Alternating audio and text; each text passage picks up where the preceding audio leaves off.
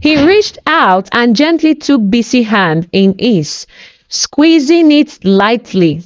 She opened her eyes, startled to see him awake and looking at her with an intensity that took her breath away. "I heard you," he murmured, his voice husky with emotion. "You have changed my life in ways I never imagined. You have made me see what truly matters. And I promise from this moment on, I will do everything I can to make you happy." Tears streamed down her face as she leaned in, and their lips met in a kiss that was tender and filled with the promise of a future together. In that moment, the walls between their worlds crumbled, leaving nothing but pure, unadulterated love. As the jet continued its flight, the two lovers held each other, their hearts beating in unison, ready to face whatever the future held together. Their week together not only transformed Bisi's life, but also softened Olumide's heart. He began to consider his ruthless business practices and sought a more ethical approach.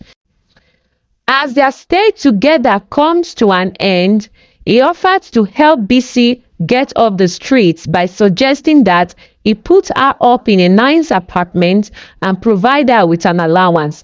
He promised to visit her regularly. However, Bisi was offended by the offer, feeling that Olumide was still treating her like a prostitute.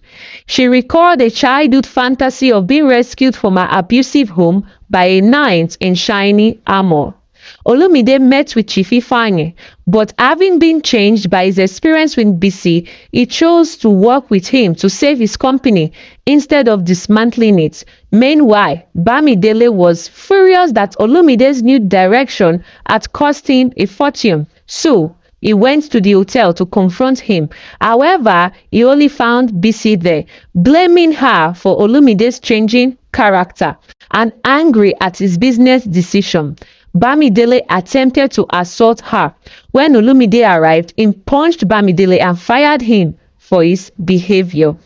After completing his business in Lagos, Olumide asked Bisi to stay with him for one more night. However, he made it clear that she should only do so if she wanted to, not because he was paying her. Bisi gently refused and left.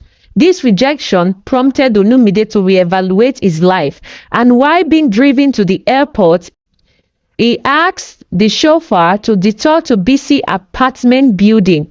He climbed out of his car, sighting Bisi at the balcony of her apartment. Olumide called her to Bisi, expressing his love and his desire to be with her, not as a benefactor, but as a partner. Touched by his gesture and sincerity in his eyes, Bisi accepted him. They embraced, sealing their newfound relationship with a promise of a future built on respect and genuine affection. Back in Lagos, Olumide's transformation influenced his business practice, and he began to focus on saving struggling companies rather than dismantling them.